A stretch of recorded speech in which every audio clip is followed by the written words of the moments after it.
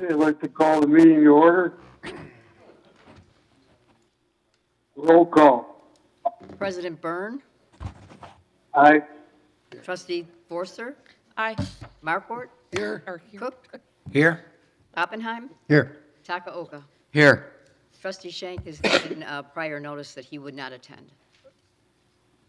Would everybody please stand for the pledge of allegiance? I pledge allegiance to the United States of America, to the republic.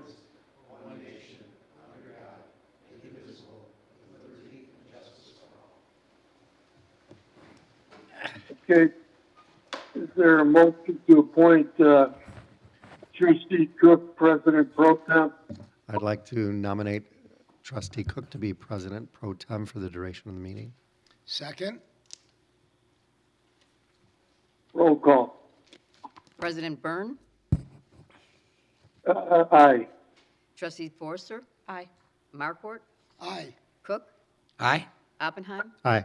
Takaoka. Aye. Motion carries. Motion carries. Yep. All right, first item is citizens wishing to address the board. I know we have several.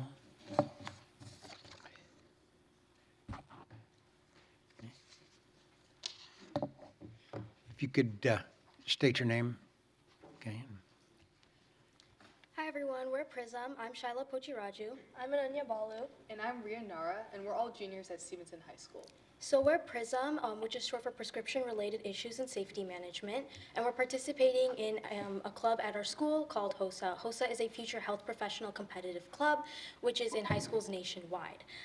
So our goal for our project is to raise awareness for the little-known issue of misprescriptions and treatments and its effect on patients.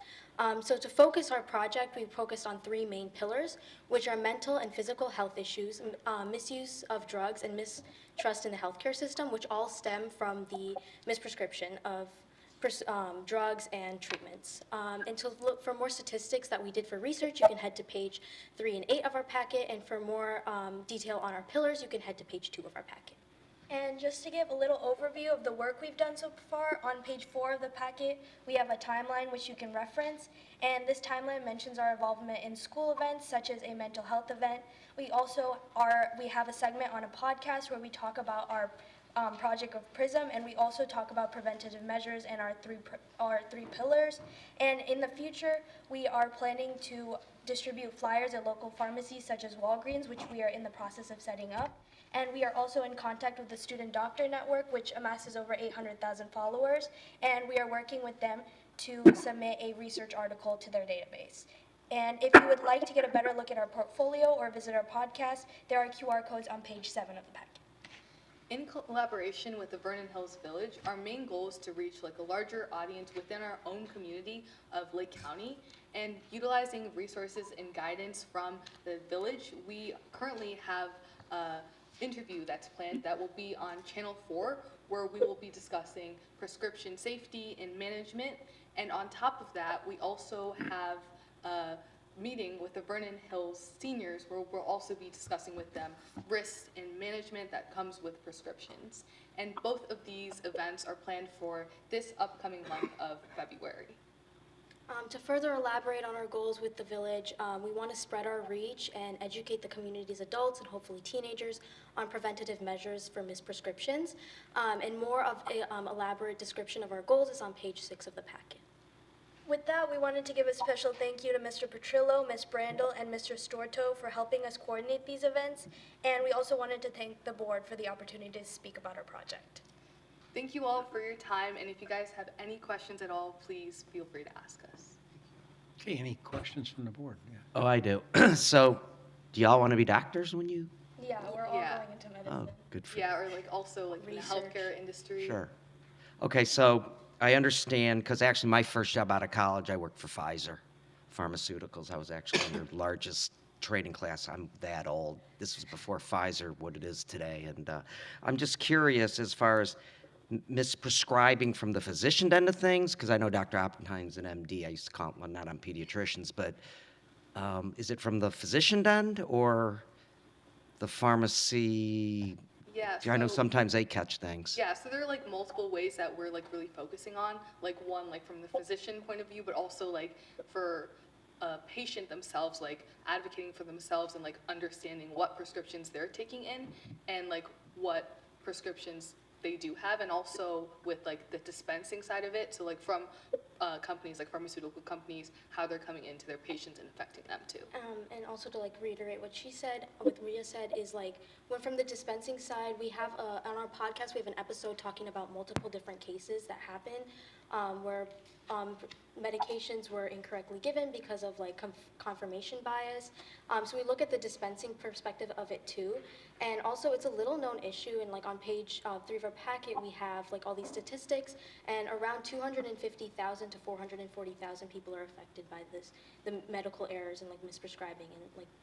Oh, no, I understand. So, but what about like mail order? So to me, like if you have the wrong prescription and it's mail order, then there's at least when you go to a Walgreens, you can go, do you have any the tech or the pharmacist asks if you have any questions about what you're taking. Which is why we also focus on like the patient education side, and for them to like be aware of the medications they're taking, check for certain things when they do pick up a medication, or like you said, when they're mailed a medication. Right, okay.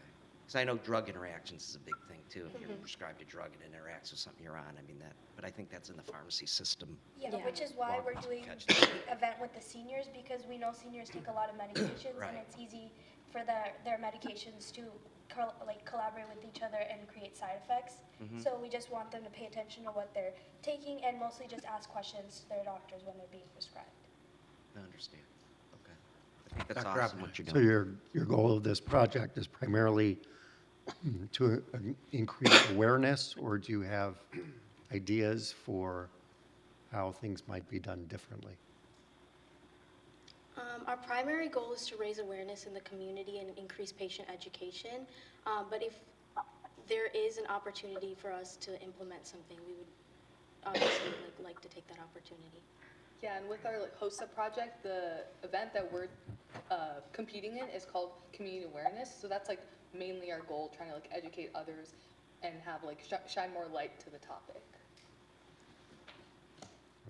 Have you considered going to like Abbott? Because look, I mean, someone like Dr. Oppenheim, it's very difficult for them because when I was, for them to know every single, pharmaceutical available to them. So, there are drug reps, but, that's one thing, as Dr. Oppenheim would attest to. But maybe the drug companies maybe could help you from an educational perspective. I don't know. That would maybe be an idea. Yeah, we've already reached out to many. We've also reached out to many nonprofit organizations which work on like drug awareness.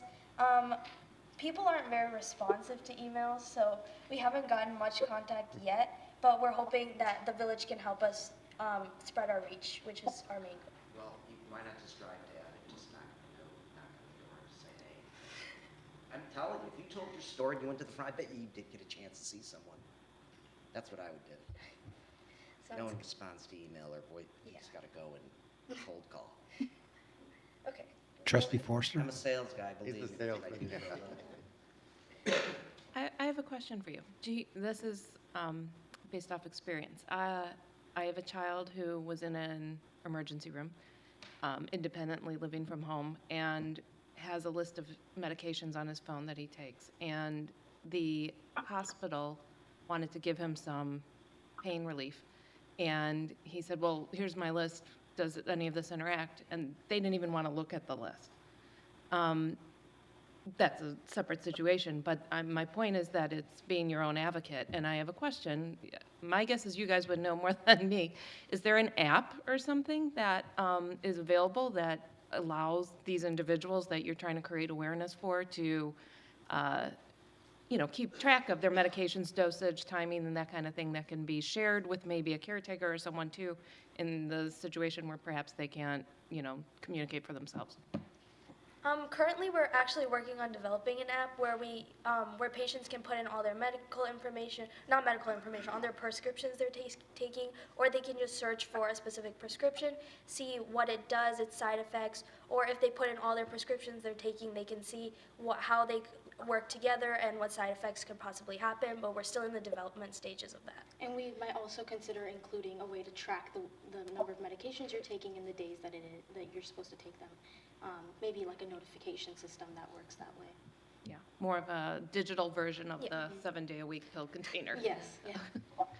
And does it exist right now, or are you going to be? We're still in the process of developing. I think there are apps that have like the timing and like notification, but we would like to specialize that more into like a personalized experience. Yeah, and I think being your own advocate is important for those situations, because it's very easy to just accept what is being told to you. Yeah, and that's like one of our main goals too, like making sure that the patient themselves are trying to be like their own advocate and trying to stand up for themselves in these situations. Our research paper that's going to be published on the platform actually includes ways that, what questions patients can ask when they're receiving prescriptions, like does this interact with the medication that I'm already taking? Right. What are the common side effects given my demographics, like age? And also like, what should I look out for? What is an unusual symptom that I might face? Great. Good, all right. Any other questions? Well, thank you so much for getting involved. Thank you for this opportunity. Very nice. Any other citizens wishing to address the board? Okay, then moving on, village manager? I feel like I always have to follow the smart students every time I have to speak at the meeting. So, very good job, ladies. So we are about 5 months away from Vernon Hills Days 2024, which is scheduled for Thursday, July 18th through Sunday, July 21st. At our last board meeting, we approved our carnival contract for this festival. And this evening on our omnibus agenda, on item F, is a contract with Entertainment Management Group for the entertainment production management for the 2024 lineup. And I just want to take a few moments this evening to give a sneak peek of the bands we have scheduled for 2024. Kicking us off on Thursday evening will be the Boy Band Night. They'll be performing from 7 to 9 p.m., followed by our annual fireworks celebration. On Friday, July 19th, our opener will be Alt 101, which is a 90s alternative rock band, followed by one of our main headliners for the evening, which is Everclear. On Saturday, we will have our opener band, the Gingers, Redheads That Rock, featuring classical rock genre. Opening for Journey, former lead vocalist Steve Augeri on Saturday, July 20th. And then closing out our weekend will be Backed by Popular Demand, Mike and Joe, performing Sunday, July 21st from 6 to 8 p.m. So we're looking forward to a great festival, lots of planning still ahead, but wanted to give a sneak peek of that coming up this summer. Okay. Comments or questions from the board? Okay. Yeah, I want to go comment. ahead. Well, first of all, I'm very excited about the lineup here, and I'm sure it'll be fantastic. I was looking at the contract. I would imagine this is a boilerplate contract, and we can't really modify it at all with the promoter. We did make a few revisions. We did have council look over the contract and make a few modifications already. It seems like the contract is more to their benefit in case there's any kind of rain issue or anything like that, or even if the... Yeah, they were very unwilling to change most of the language. Yeah. It was, we got what we could, but this is what we were left with. Because it Yeah. seems like, well, if they're sick, sorry, there's nothing to our... And that's been in the contract before. Yeah. It's what we've had. And I think it's typical Yeah. across festivals with municipalities.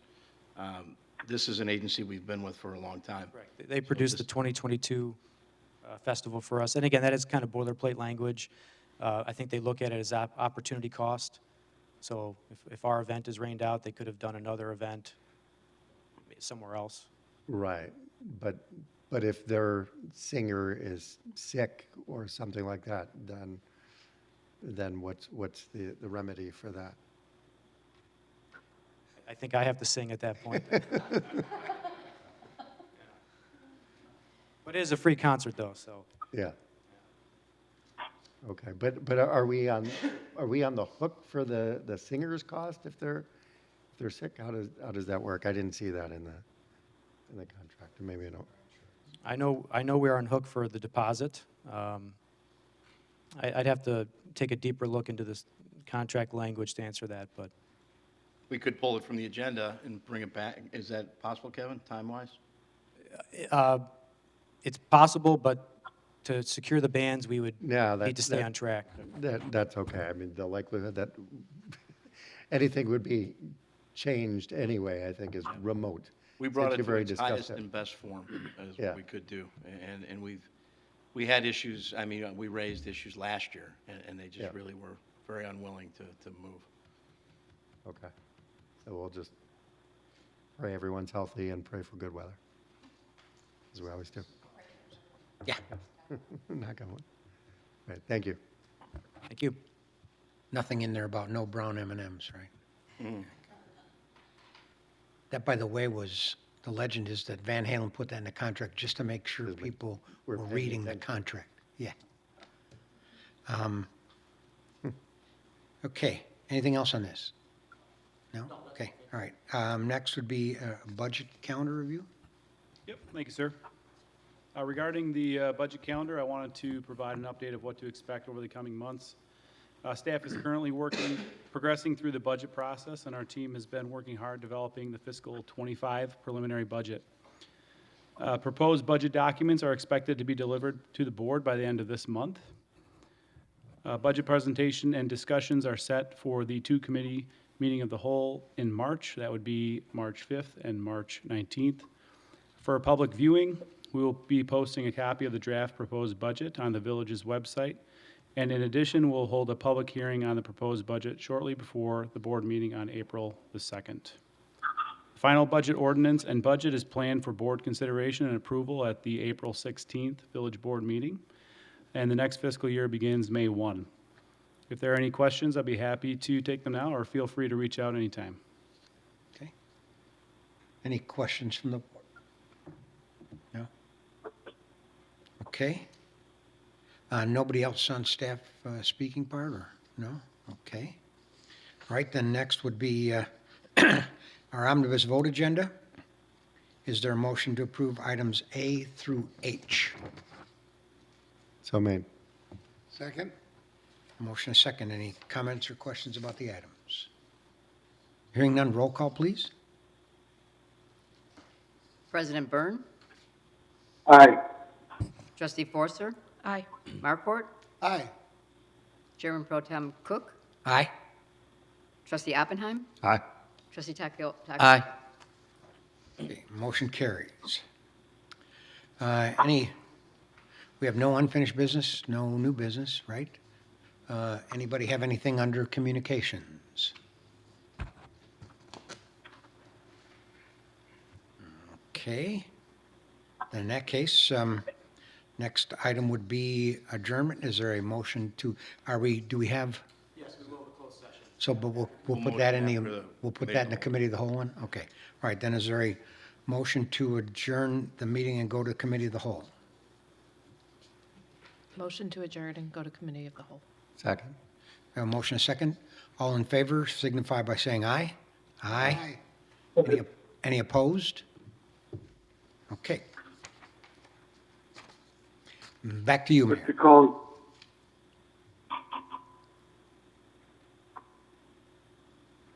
Go ahead, to Rod. call the committee, the whole, meeting to order. Is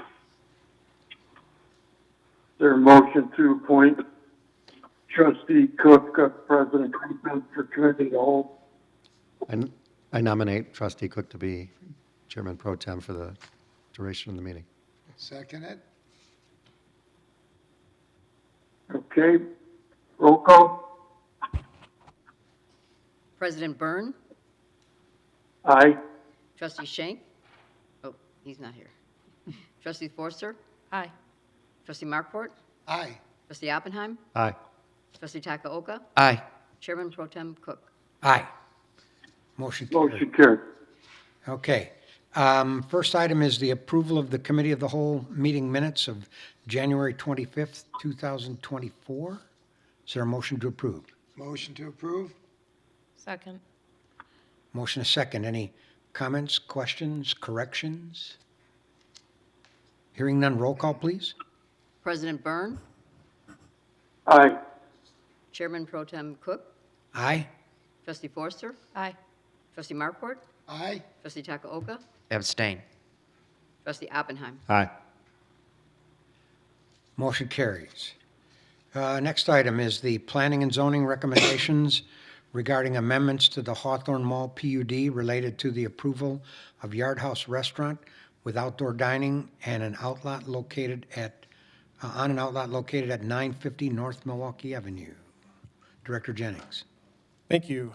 The Planning and Zoning Commission held a hearing last week on a petition that ultimately it's a request to make amendments to the two ordinances that make up the Hawthorne Mall PUD. There's one ordinance that contains the plans, and there's a separate ordinance that contains the variations and other exceptions associated with the PUD. So at the end of the day, that is what the request is for.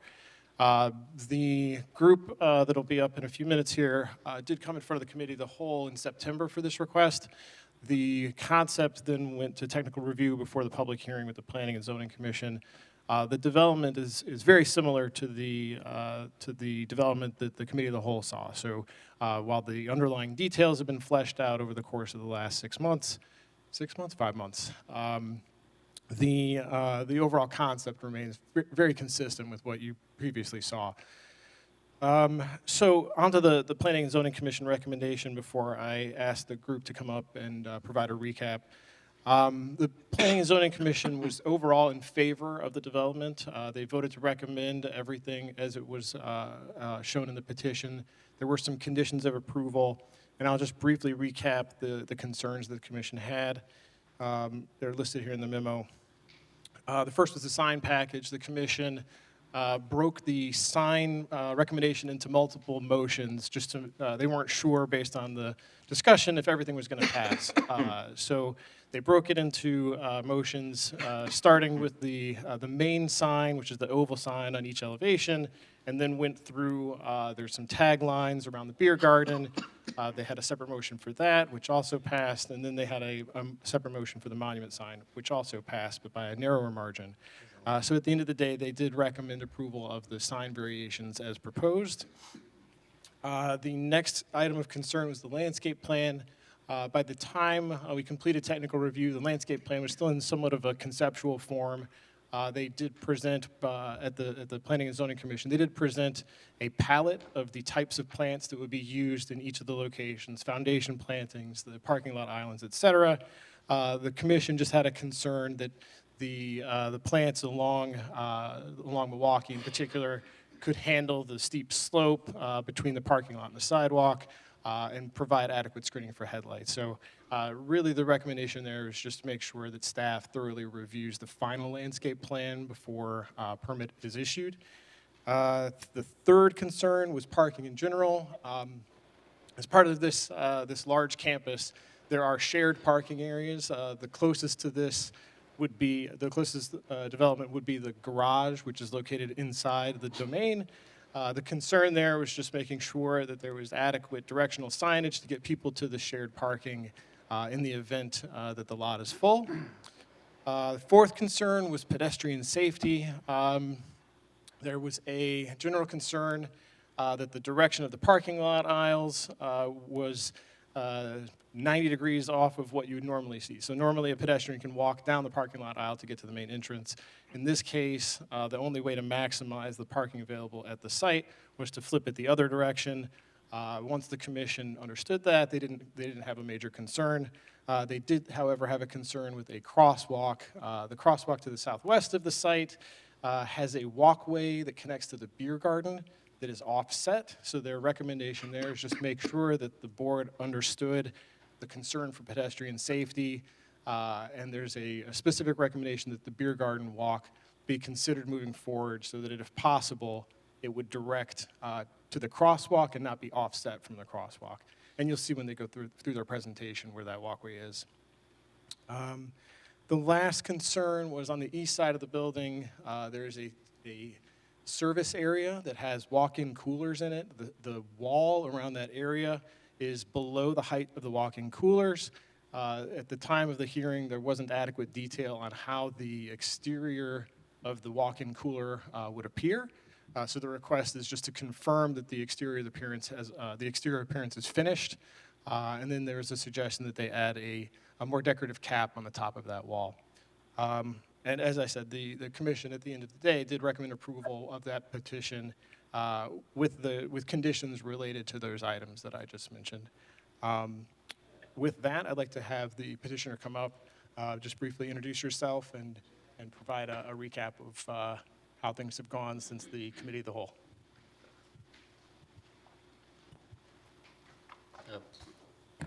Good evening, trustees. Thank you for your time and consideration tonight.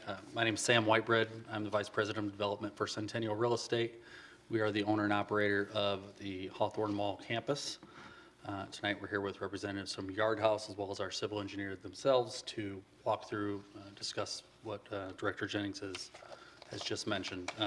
With that, I'd like to invite Ryan Martin with Kimley Horn Civil Engineer Group up to walk us through the slides. Thank you, Sam. Ryan Martin, Kimley Horn, Site Civil Engineer. You saw this a few months ago before the holidays, so I want to take a second to reintroduce where this is, what it looks like, its proximity to the rest of the Hawthorne Mall campus. It's located, it's about 2 acres on the south side of what we've called the Milwaukee Avenue outlots, just north of the access that connects Hawthorne Mall to Melody Farms to the east. It is the southern third of the 3 outlots. Perry's is the northernmost, which is wrapping up construction now. The middle is still to be determined, but you can see proximity here to phase 1 multifamily with that garage that Director Jennings mentioned, and then just the remainder of the mall.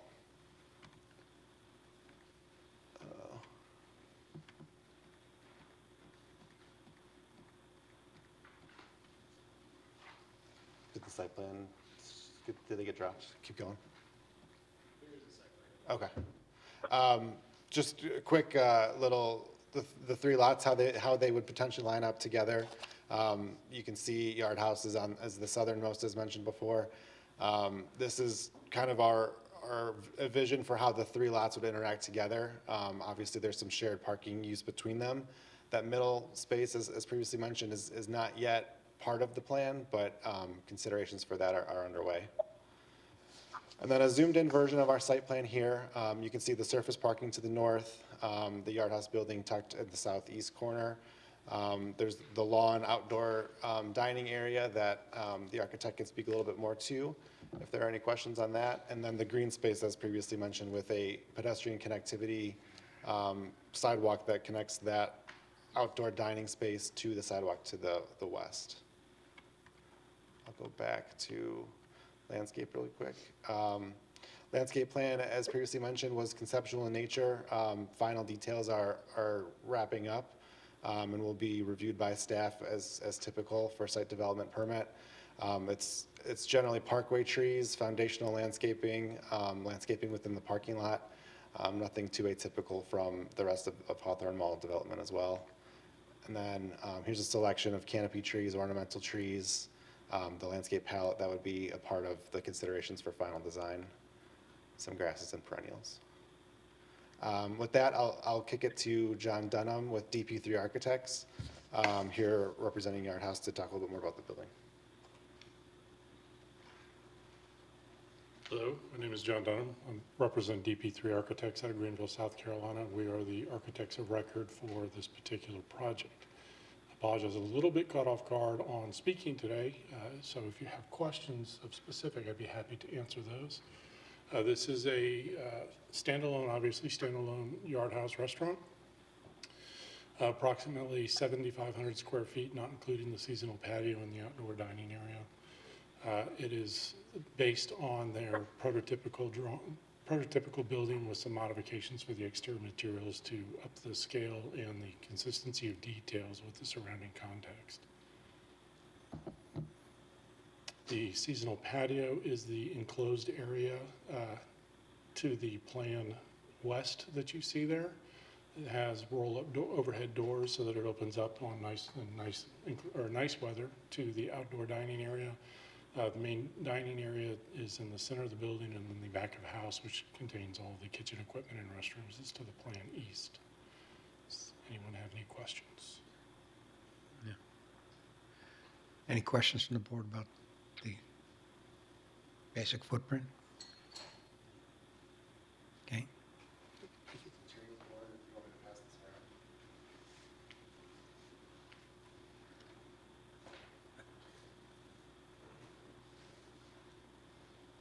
Did the board have any questions about any of the renderings of the different elevations? T&C said so.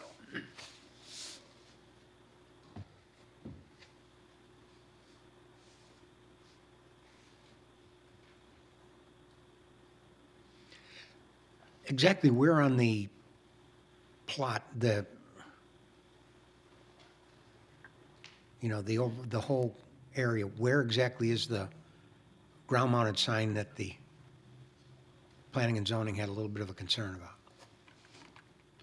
It's in the parking lot on the east side, along Milwaukee, this landscaped island right here. Right there? What's the difference between those parking stalls? Okay.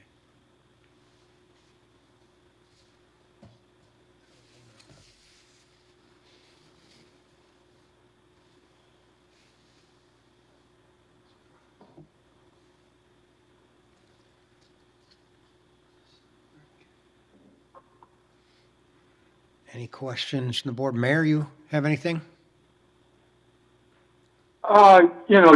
Where exactly is the pedestrian walkway? Can you point that out one more time?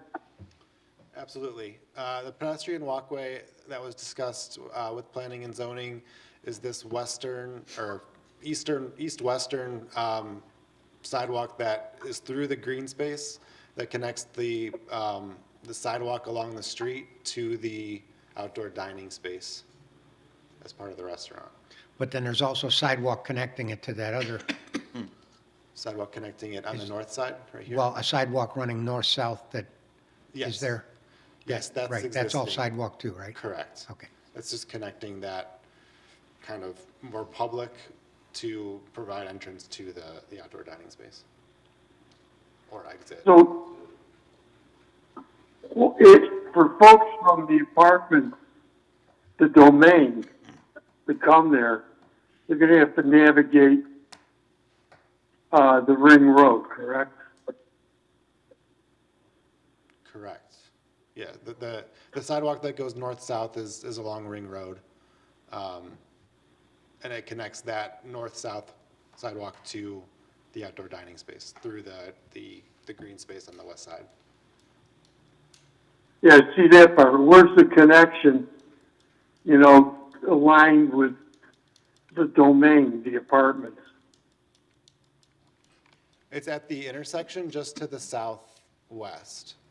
This might be a little bit of a better sketch with some of these darker pathways. So it would connect to this Ring Road, and then there's a crosswalk through Ring Road that would connect that to the domain. Okay, and then where's the domain sidewalk? Domain sidewalk is along the streetscape. It's kind of hard to tell because we're zoomed out here, but there's the whole Hawthorne Row streetscape there with that green space, and then the sidewalk that is right along the parallel parking spaces. So it basically Well, connects. I'll ask, Andrew, are you satisfied with the pedestrian walkway area? It basically connects, doesn't it, with the sidewalk that's in front of all of the first floor retail on the north side of that center street? Yeah. Correct, yeah.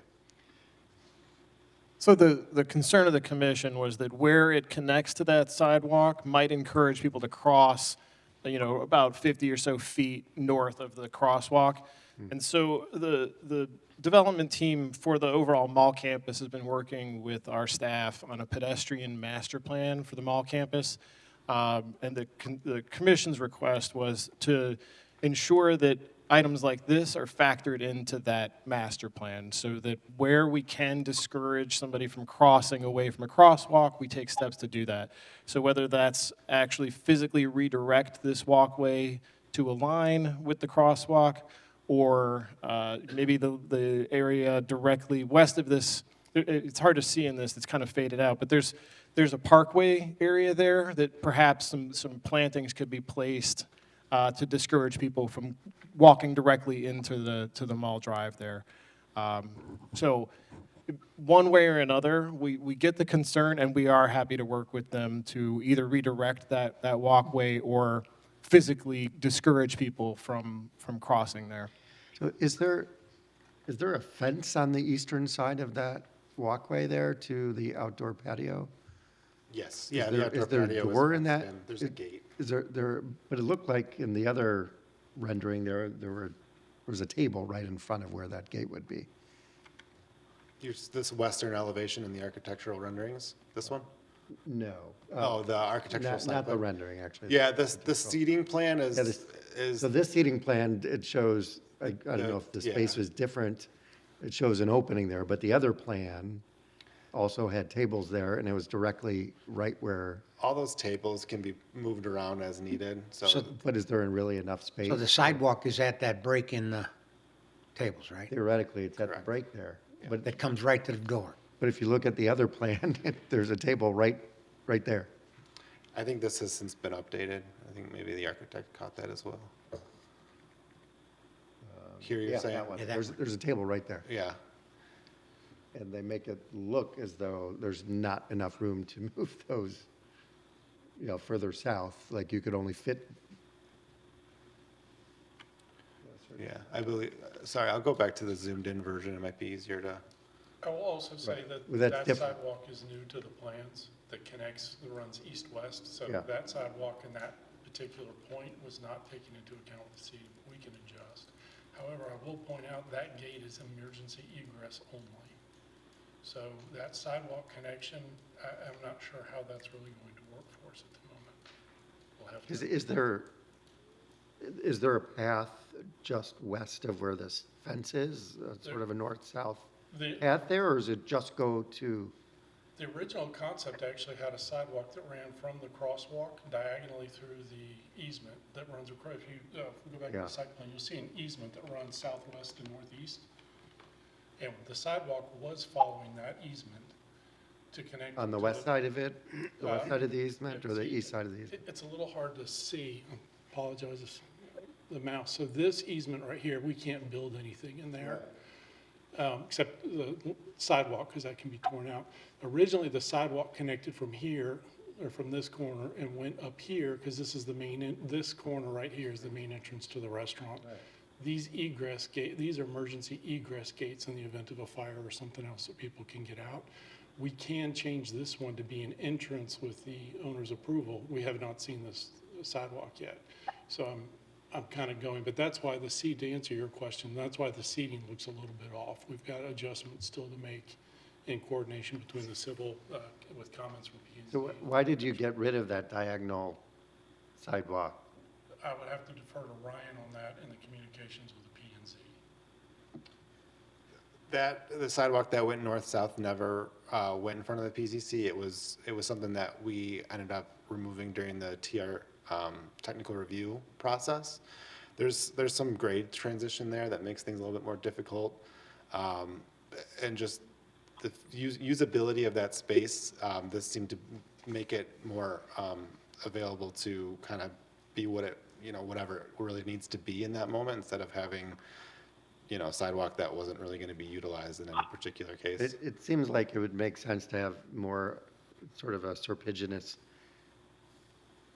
path that goes from where the crosswalk is, kind of around back up to the northwest corner of the site there. So it's heading toward more towards the entrance instead of a dead end, instead of a dead end at the. Connecting the northern sidewalk along the parking stalls? Is that what you're saying? Yeah, I guess. Yeah. There's been multiple iterations. At one point, that one was considered. At times felt a little bit potentially redundant with the sidewalk just to the west. Just to the, yeah. They're not as far apart as they might seem. Yeah. I guess on here, it looks like, wow, that's, 15, 20 feet. I don't know what the distance really is. If it's just 3 feet, it'd be silly. Well, it sounds like there's some loose ends involved, this connection.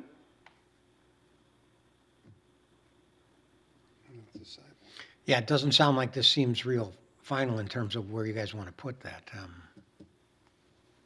Or is this, this is final what you want? This was the request, but honoring the commentary that P and Z passed forward, we're open to adjusting as necessary. What were they thinking about, what would be the downside to it being straight across?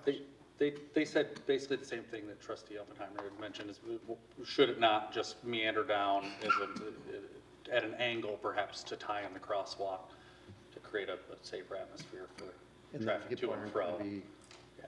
Stopping, going through that east-west crosswalk and then having the street right there with no crosswalk and then turning left. So if you Well, because as we know, people are always going to take the, shorter.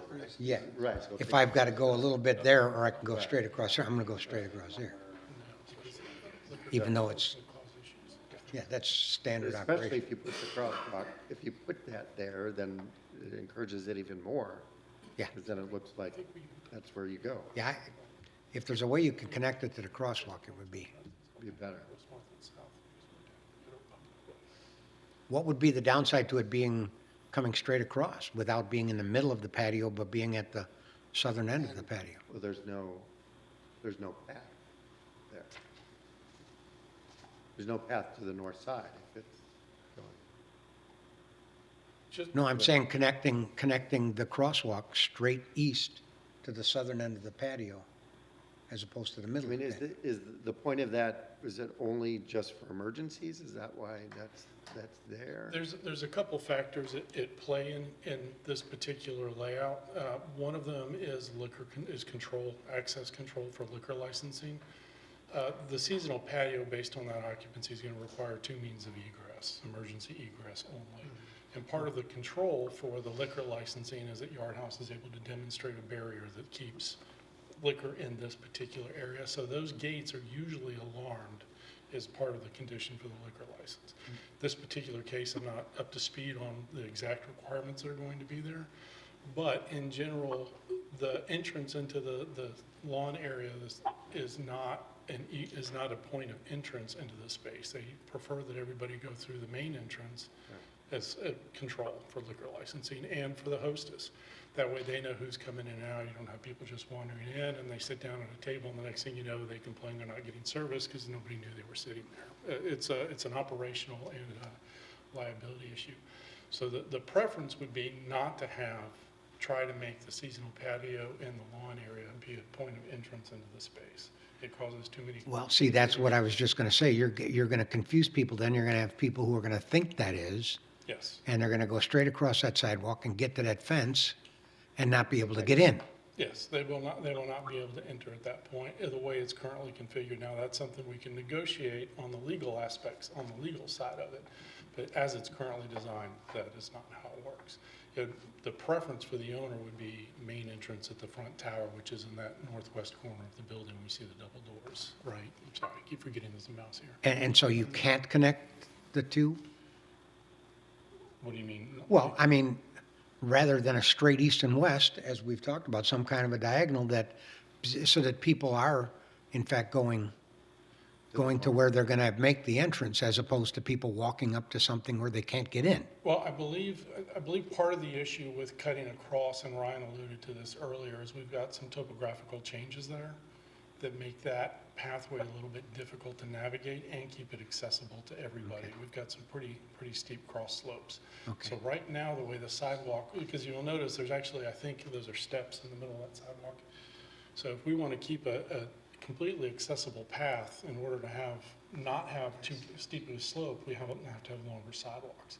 So having the one go north and then cut across at the parking gives us that accessibility that we wouldn't have with the one you see that's there right now. So if the primary purpose of this is for an emergency egress, why not just put it at the south end where it's? There actually is a gate on the south and the north end. At one point, we're looking at not having the gate open onto hardscape on that west side where the sidewalk currently connects. So right now, the emergency egress, the required emergency egress is this gate right here, Okay. with a pathway that goes south. So we've got the required hardscape to get us to a public way. And then this gate right here that goes north, and again, is hardscape to the public way to satisfy the egress requirements. Okay. So it is feasible. I mean, obviously, this is a P and Z question, and I'm not trying to throw a wrench in anything. I'm just trying to answer all the questions, because this is an excellent point. The potential is that this gate, if there is still a gate there, and it is possible that we would want a gate, but it would not necessarily be an egress or exit. It would be purely for being able to get tables in and out, get umbrella, kind of a service entrance, but a gate. So it'd be wide enough so that people could carry some of those picnic tables are 72 inches long by 48 inches wide, and get them through a standard gate. It's a little tough. So a gate there was shown at one point, but it was not for means of egress and ingress. And if you're not going to have it, I see it with no entrance there, I don't know why you even need the sidewalk. Because in an emergency, people can walk across grass. Yes, most people can walk across grass. We still provide the two accessible means of egress, north and south. So I Wheelchair. don't understand the purpose of that sidewalk, I guess.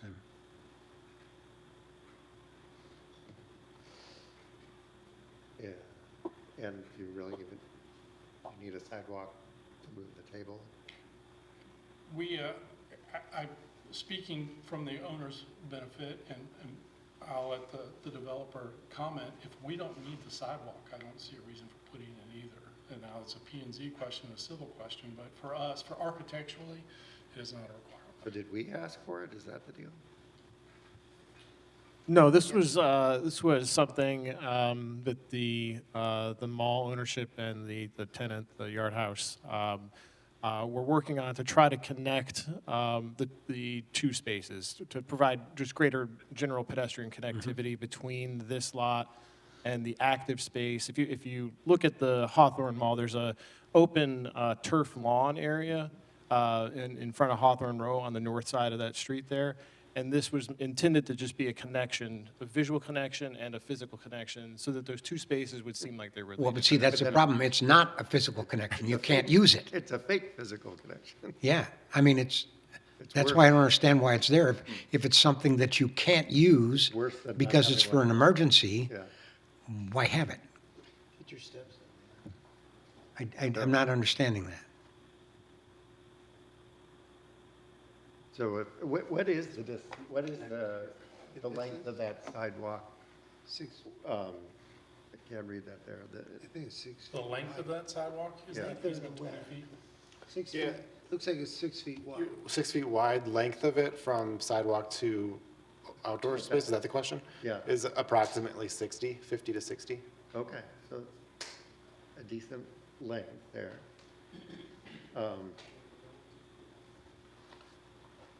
Could an extension of sidewalk be installed from this point here to follow the red dotted line up towards the north to prevent the concern of people walking into a dead end, but actually have it connect to the front door? Right, so that's a possibility, but like I was saying, I don't know what the topography is, but it makes more sense to start at the bottom, the southwest corner of the, Come down to this, yeah. this corner where the Come actual down there crosswalk and is. make it either a straight diagonal or make it a Right. pretty serpiginous thing with Right. plants and whatever to fit the topography. Yes. Well, yeah, some kind of a connection. I mean, even if it was a zigzag type thing, if you had to go north and then east and go north again, Yeah. would make more sense than just having that east-west sidewalk that goes nowhere. Right, Right. right. Connectivity to the front door. Really, So you both, it seems like both ends are bad. The western end is ending where there's no crosswalk, the eastern end is ending where There's no gate. entrance. Yeah. So, And from an engineering standpoint, we don't have any issue with there being a concrete walk. You could put a 5-foot walk running parallel to the beer garden fence. Yeah. Just Yeah. running along it. So basically, the fence would be 5 feet in from the edge of that sidewalk. So from an engineering standpoint, there's no issue with putting additional concrete on top of the storm sewer easement. Yeah. That would at least give the sidewalk some purpose. Right. I'm okay with either one. With Yeah. the serpiginous or just following the western edge of the fence.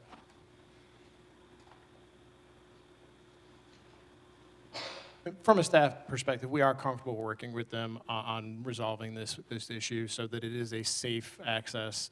We will be ensuring that it meets the slope requirement. If either of those is required to be accessible, it sounds like they're not, but if either one were required to be accessible, we could work with them on a compliant slope.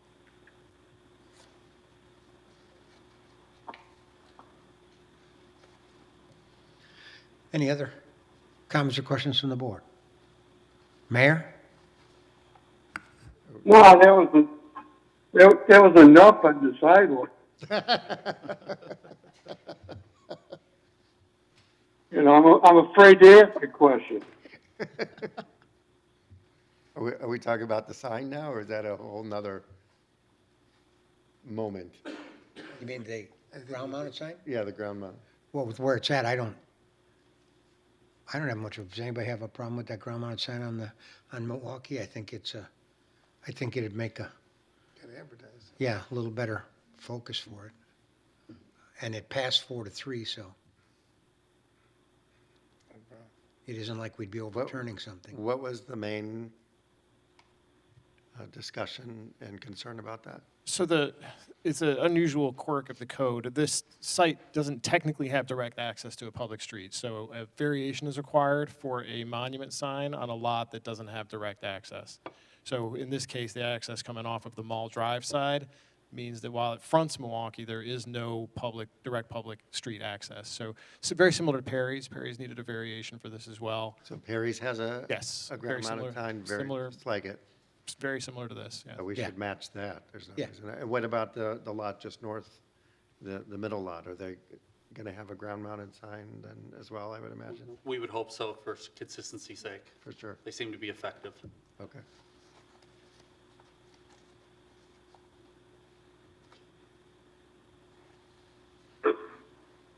Okay, so if there are no other questions that you're requesting from us tonight? No, just direction to prepare the two ordinances that would amend the Hawthorne Mall PUD ordinances. Okay, I think with the condition that staff, that the developer work with staff regarding the location of the sidewalk to address the concerns raised by the Yeah. board. yeah. Just a consensus to that effect, if you could. We'd hold be the happy board. to add that as an explicit. There's 6 right now on the list of conditions. We'd be happy to add that as a 7th condition. Yeah. Board okay with that? Fine with it. Okay, Yes. okay. So then you're going to move forward with putting together the final documents, right? Okay. Thank you. Thank you. Yeah. Thank you. Yep.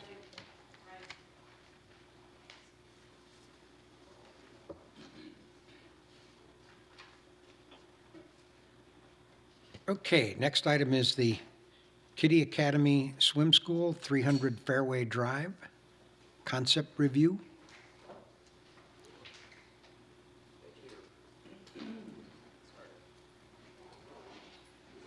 Kiddie Academy is a contract purchaser of a vacant lot at 300 Fairway Drive. This is a lot that is directly north of Ronkin and Pizza, who's doing the build out of the inside of the manufacturing building just to the south of this. Kiddie Academy is proposing a 2-building concept where they would occupy one building and then lease out a second building on the site. The staff concerns are listed in the memo, but in the case of a first concept, what I'd like to do is have the development team come forward, present the concept, and then I can go through some of the staff concerns following their presentation.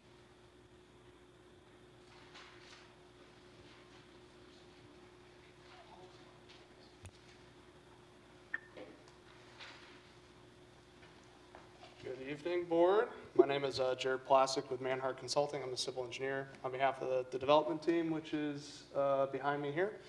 We have Chris Commodora from Kiddie Academy representing them, and then we have the ownership, Vic Galati here as well. And the presentation, I'm assuming, is just immediately following. So with that, I'm going to pass it actually back to Chris, who can talk a little bit further about Kiddie Academy and why they've chosen this particular location, thinking that it's a good fit for what is, I'll say from a civil engineering perspective, a uniquely challenging site due to the floodplain, floodway, and wetlands that kind of occupy a substantial portion of the back end of the site.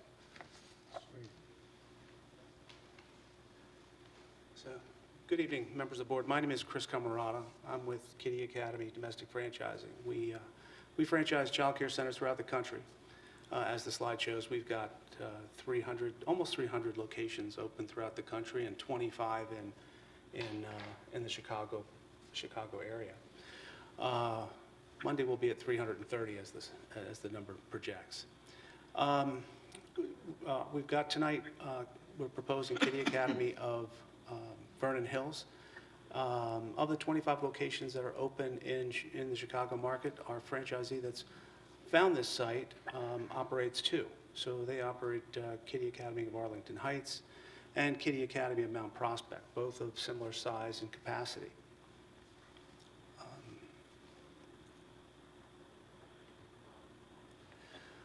I think the franchisee, when they first came to Kiddie Academy, they started looking at a number of different markets, and they always came back to Vernon Hills as their primary target. But as I mentioned, they've got two other locations simply because there wasn't space available or they couldn't make the site work. This site fits very well. We believe that Vernon Hills is really short of childcare. This map shows three radius, 1 mile, 3 mile, and 5 mile. And generally speaking, for children that come to Kiddie Academy, we see most of the population that comes in within a 3 mile radius. And children 0 to 4 population is right around 3,000 children, which is a pretty significant number considering that we've got a number of other child care providers in the market. When we did our study, the franchisee did their study, we came up with 10 locations that are similar in operation to what Kiddie Academy provides. Those locations handle a population of about 1,428 children, so slightly less than half. Given the current community needs and Kiddie Academy with roughly 1,600 children still needing childcare, we believe that this location would support this application. And the Kiddie Academy that we're proposing is going to be about 145 children, licensed by the state, each and every classroom. This is a rendering put forth by our architect who's started to work on the design. Just to give you a concept, a main entry with a sign above, metal standing seam roof, EIFS and brick finish, and still to be determined the finishes. We certainly want to be compliant with whatever the Vernon Hills requirements are. I'll turn this slide back to Jared if I may. Yep, absolutely. So as Andrew illuminated, the concept plan is currently proposed, has 2 buildings on it, which we believe operate as somewhat of a unified development in both their use and eventually in what would be the architectural finishes as well. With the Kiddie Academy located on the southern side of the site, as Chris illuminated, the northern side is kind of that fully functional, recognizable Kiddie Academy look. And again, this is the swim school building would be located in this location. We believe that this offers that unified development in the sense that it is both, operationally cohesive. And we think from a traffic perspective, both of these work well. I know there's a lot of us that are probably very familiar with some of the other similar uses to what a Kiddie Academy is, featuring the long drop-off lanes, and you see those sometimes back up. The unique factor of how Kiddie Academy works is that you'd be coming in and you'd be parking, picking up your kids, walking there, and then coming back, but it's a pretty quick procedure relative to this.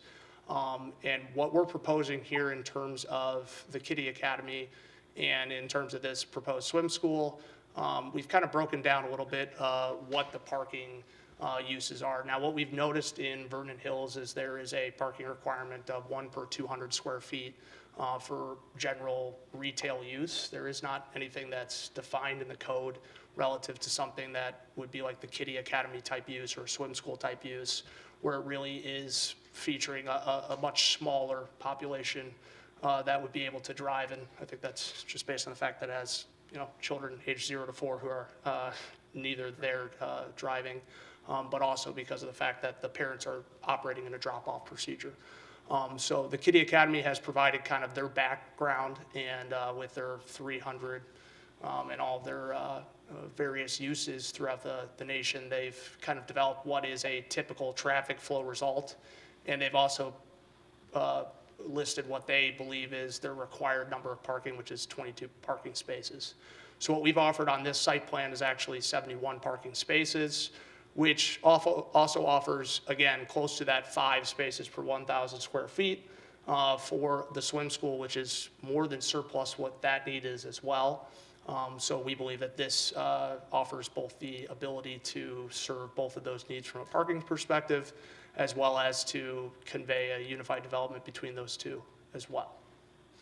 I know that Andrew had listed a few staff comments that he'd like to bring up today to talk through as a board and as a collective, and so I'll pass it back to Andrew, and then we are open and available for any questions that the board may have as they look further at this.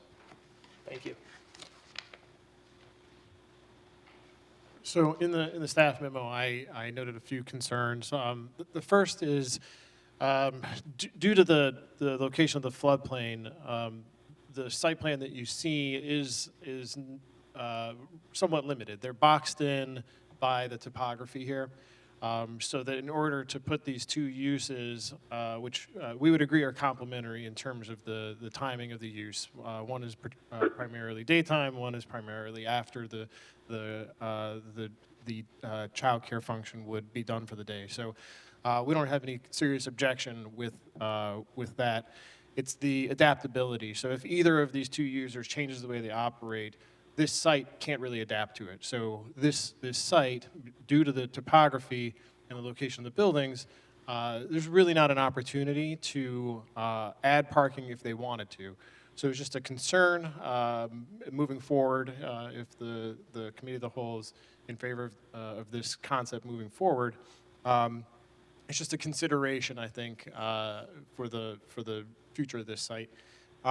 Access and flow, when we didn't do a full technical review, obviously, yet, but in talking to Director Venata, we have a little bit of a concern with due to the childcare use having the turnover, the speed of turnover, possibly having an entrance drive and an exit drive might help facilitate the in and out traffic. The next item of concern was the implication of variations. We haven't done a thorough analysis of exactly what variations might be created on this, but in generally speaking, when you have a variation, the standards for that variation would be impacted by the decision to place two buildings on the site. So it presents a challenge to them to make the justification for a variation petition if they do ultimately have to make one. I think the overall parking requirement is one that seems to be a given at this point, but anything beyond that, any setback variation that does come up through technical review, it's just one extra step that's going to be required of them making that case at a public hearing.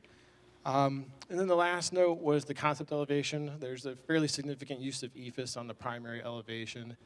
below the masonry standard from the special architectural provision. So it's a item that ultimately the board makes the decision on and not the Planning and Zoning Commission. So if there's any feedback for them on that particular item, it would be worth noting so that they could plan accordingly. Happy to answer any questions, and you can certainly come back as well. Yeah, I got a question. Yeah, So, go ahead. Trustee Takaoka. when you say adaptability, I'm just trying to understand. Are you saying if they changed use? Like the parking seemed like a big issue, but I don't see anything changing on the parking. The traffic flow, I completely understand, but what do you mean by adaptability if it changes? Like what's changing? The So business? for example, the Kiddie Academy, if they change their operational considerations over time, if they Like are what? open later. What would if- that be like? Let me ask, so then how would they change what do you mean by that? I mean, I would, and correct me if I'm wrong here, I would think that any kind of a change in an operational use or even a user or something like that would require us to come back to the board. Well, that I get if it were Right. a different business, but is Kiddie Academy, if they change the way they operate? Is that what you're saying, Andrew? I was saying, so right now, a lot of this depends on them operating at offset hours. If either one of them changed, it would certainly be a major strain on this site if they were both open at the same time. Okay. I get it, but Kiddie Academy seems pretty flat as far as the hours of operation, unless, that I don't think that's an issue. Because with this type of business, I don't think there's any flexibility in changing your hours of operation, if that's what you mean. Just a question posed Okay. for consideration. All right, from a business perspective, I don't see that. I see that being pretty static. Simultaneous building, would you rather have them do one building at a time, or the swim school is a separate business, I'm assuming? Okay. So it's two different businesses from one owner, right? So the way it's been described right now, they don't have a particular tenant. I believe that they're trying to use this to market to a specific tenant. Okay. But they would be the owner of both buildings and rent out the second building. And you can correct me if I got that wrong. So it sounds like you're saying the second building is basically a spec building? Well, no, we don't want that. No, no, of Yeah, course not. It's a swim school. The intent is for it to be a swim The school. intent, so it's And- not 100%. Well, they're in communications with multiple prospective operators for that. Okay. Well, to me, that's like, a little iffy. until that's Yeah, that's- determined, the Kiddie Academy, I don't really have an issue. I don't have an issue with the Kiddie Academy. But then. just the to buy parking- the building and just But building a second building without knowing who's going to Absolutely. use it. Yeah, so I get that. if for I could- sure. Yeah. what I'm saying by that is this is very early on. They have no entitlement. This concept hasn't even been given any sort of feedback yet. So I think taking this feedback, if it's positive, they can put some more effort into marketing and perhaps get a tenant by the time any public hearing happens. And we can condition, I thought it was 100%, but if not, he's right. Yeah, no, I agree. Look, I think it's not a spec building. That building is only going to be built if there is a tenant and there's a desire for a swim school to come in, right? So we're not going to build it out there and then hope somebody comes in. The idea is, They will yeah, come, right. exactly, yeah. Yeah, But that's fine. Now I understand. okay. Any other comments or questions? Mayor, you have anything? No, it sounds like it's a good concept, and, we'll let council give his speech. Yep. certainly, and before I do that, what I was going to say before is that we can, in the special use ordinance, create a condition that a swim school be the operator of the second building. So we can really tie them to that. What would that be, and/or? In addition to the, We'd have to approve whatever was going in there before the building would be built. correct. So we have some control over that. Right. But, Can I ask a question before you get to your thing? If there's such a need for more daycare, why not just build a larger daycare?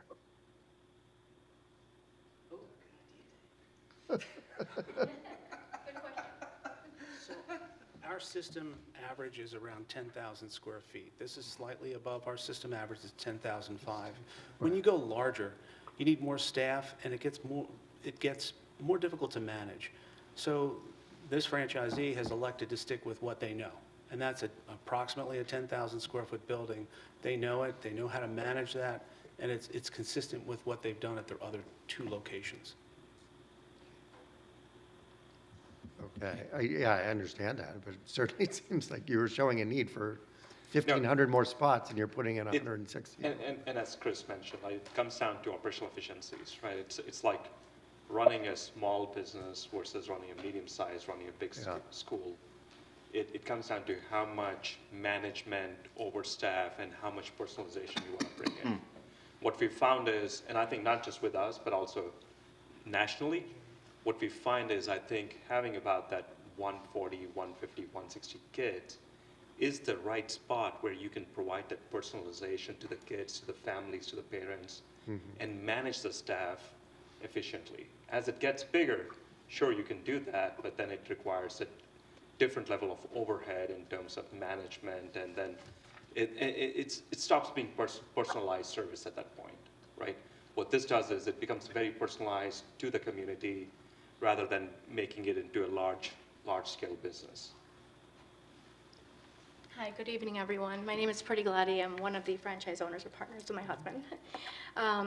Just want to say we want to bring quality, right? What we bring in is quality and leadership in what we know best, and what we've been doing for the last 10 plus years. Prior to this, my expertise has always been early childhood. I'm a school psychologist.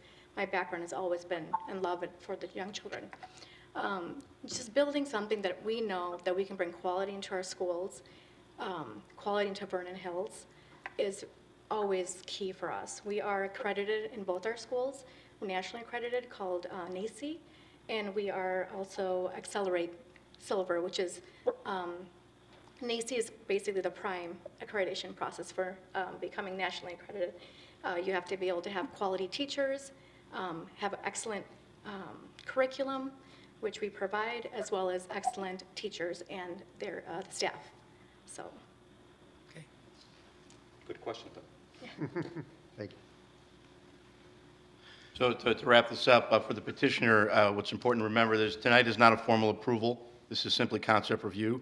This was an opportunity to gather input from the board to help finalize your plans, which will happen through technical review. At that time, after technical review, there will be a public hearing before Planning and Zoning. A recommendation will be formulated, which will come back before the village board for formal approval in the form of a special use ordinance. At that time, you will get a formal decision on your petition. Thank you. Okay. Thank you, everyone. Thank you. Thank you. Okay. That's it for Committee of the Whole, correct? Yes, sir. We will have a closed session to discuss land acquisition and litigation.